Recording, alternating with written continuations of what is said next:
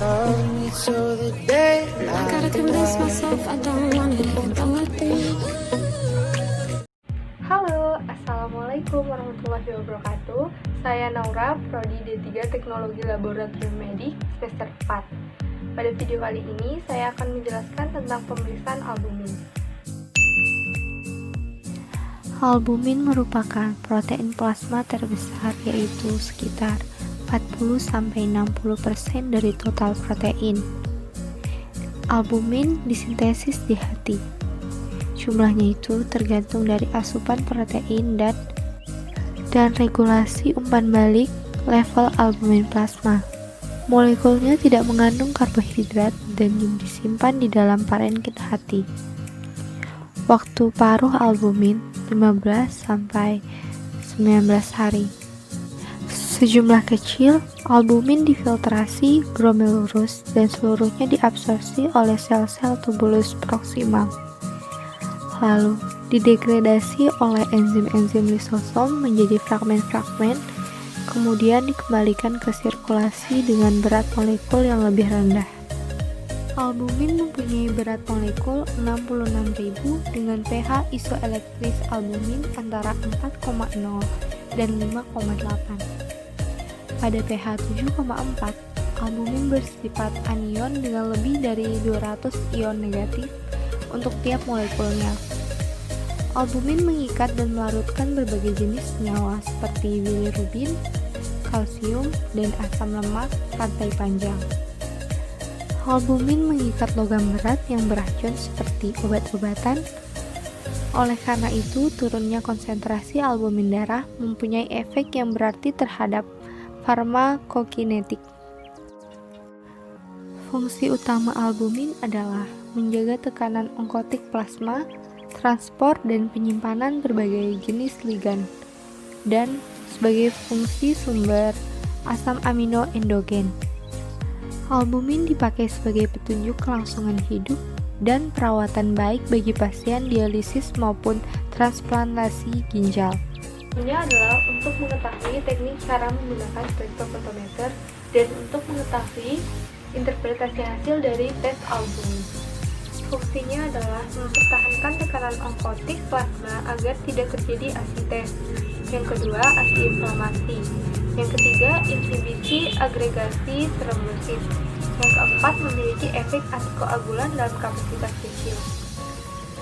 Metode yang digunakan yaitu metode Brown-Crossall-Green atau BCG. Prinsip pemeriksaan albumin dengan metode Brown-Crossall-Green, yaitu serum ditambahkan reaksi albumin akan berubah warna menjadi hijau. Kemudian diperiksa pada spektrofotometer. Intensitas warna hijau ini menunjukkan kadar albumin pada serum. Alat dan bahan yang sering digunakan serum atau plasma. Selanjutnya reagen. Sitrat buffer pH 4,230 mmol per liter dan Brown-Crossall-Green 0,26 mmol per liter. Alatnya spektrofotometer, mikropipet 1000 mikroliter, mikropipet 10 mikroliter, yellow tip, blue tip, tabung reaksi, dan rak tabung reaksi. Prosedur pemeriksaan. Pertama, siapkan alat dan bahan. Selanjutnya, ambil 3 tabung reaksi. Pertama, tabung belangko reagen yang diisikan 1000 mikroliter reagen Brown-Crossall-Green, dan tabung kedua, tabung sampel kita isikan 10 mikroliter sampel dan 1000 mikroliter reagen Brown-Crossall-Green, dan tabung ketiga yaitu tabung standar.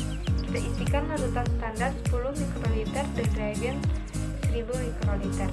Selanjutnya, ketiga tabung ini kita homogenkan selama 5 menit pada suhu kamar, yaitu 37 derajat Celcius. Dan langkah selanjutnya, tabung reaksi ini kita ukur pada spektrofotometer dengan panjang gelombang 546 nanometer. Interpretasi hasil.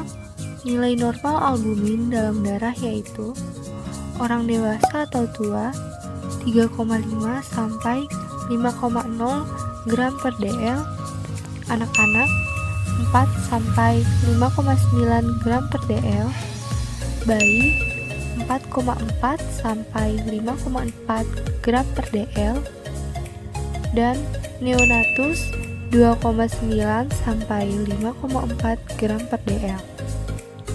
Hal-hal yang dapat mempengaruhi pemeriksaan kadar albumin yang pertama, persiapan pasien, pengumpulan sampel, persiapan sampel, dan metode yang digunakan. Yang kedua, penundaan yang tidak sesuai dengan prosedur dapat mempengaruhi hasil kadar albumin. Yang ketiga, suhu inkubasi yang sesuai dengan prosedur yang digunakan akan menjaga stabilitas sampel albumin. Yang keempat, penundaan pemeriksaan juga berisiko terjadinya kontaminasi mikroorganisme pada sampel. Yang kelima, waktu inkubasi pemeriksaan albumin dengan waktu yang tidak sesuai prosedur dapat mempengaruhi hasil karena perubahan dari zat-zat terlarut di dalamnya termasuk protein.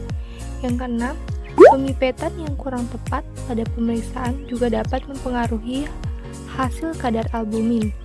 Yang ketujuh, faktor yang dapat juga mempengaruhi hasil temuan lab yaitu sampel darah, hemolisis, dan pemipetan yang tidak tepat. Sekian video dari saya, semoga bermanfaat. Wassalamualaikum warahmatullahi wabarakatuh.